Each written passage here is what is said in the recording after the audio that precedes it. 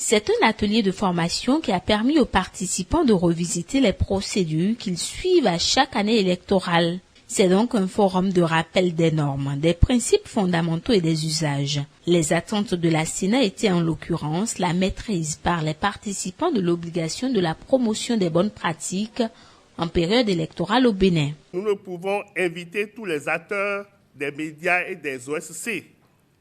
Vous, qui êtes leurs représentants, avez une double mission. Cette double mission, c'est participer consciencieusement aux présents travaux et en relayer efficacement les résultats. Les échanges qui auront lieu auront pour but de sélectionner et de retenir les bonnes pratiques.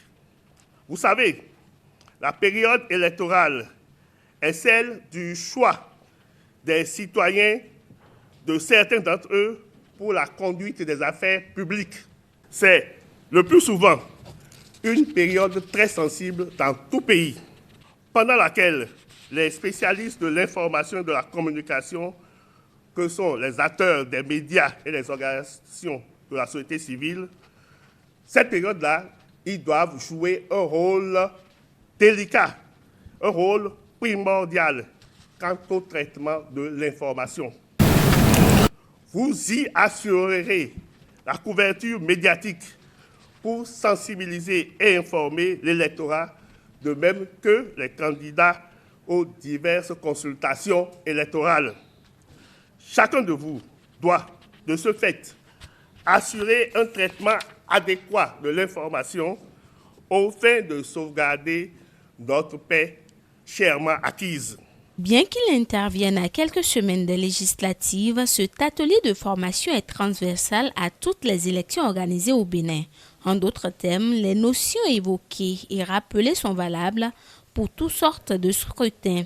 Et à cet effet, les stratégies de traitement de l'information en période électorale ont été rappelées aux professionnels des médias.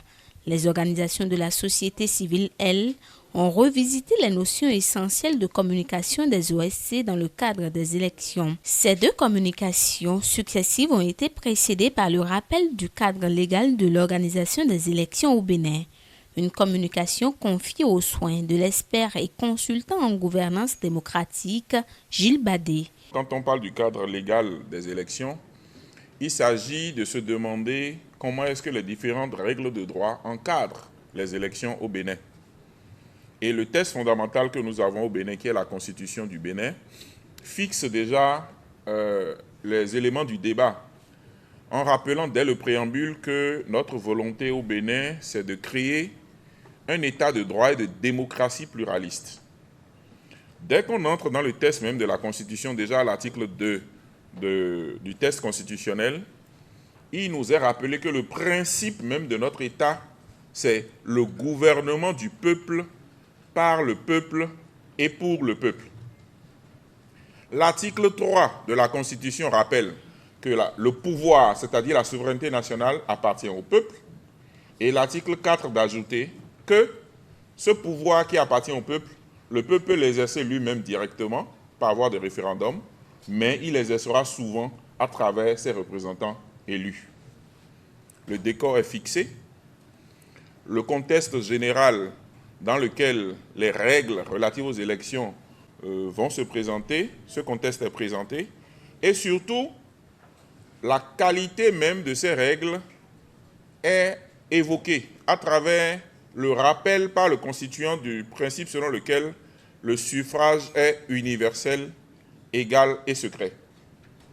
C'est donc tout à fait normalement que l'on se met à constater qu'à travers la Constitution, aussi bien à l'article 42, relatif au président de la République, à l'article 80, relatif aux députés à l'Assemblée nationale, et à l'article 151, relatif à ceux qui administrent les collectivités territoriales, l'on constate que toutes ces autorités sont désignées par voie d'élection. La Constitution le précise. Dans la Constitution, le cadre légal des élections est fixé dans le titre 10-1 qui est entièrement consacré aux élections, poursuit Dr Gilles Badé. La totalité de la Constitution depuis son préambule jusqu'à ces derniers articles, jusqu'aux dispositions transitoires et finales, on parle d'élections. S'agissant en particulier des élections qui nous réunissent, c'est-à-dire les élections législatives de 2023, le premier point de son encadrement juridique qui a récemment défrayé la chronique a été la date même des élections.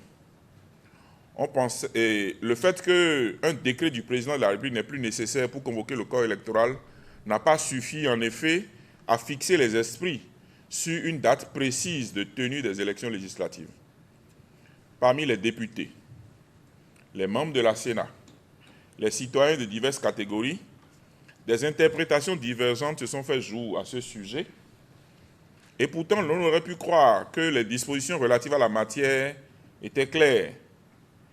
Parce que, quand on lit l'article 157-3, dernier alinéa de la Constitution, on y voit clairement que, je cite, « Les nouvelles dispositions régissant l'élection et le mandat des députés entrent en vigueur à l'occasion des élections législatives de 2023. » Quand on parcourt également les articles 7 et 147 alinéa 1er du Code électoral, on y lit « Les élections couplées législatives et communales sont organisées le deuxième dimanche du mois de janvier de l'année électorale. » Professionnels des médias et acteurs de la société civile outillée ainsi sur le cadre légal des élections sont repartis avec de nouveaux éléments de langage.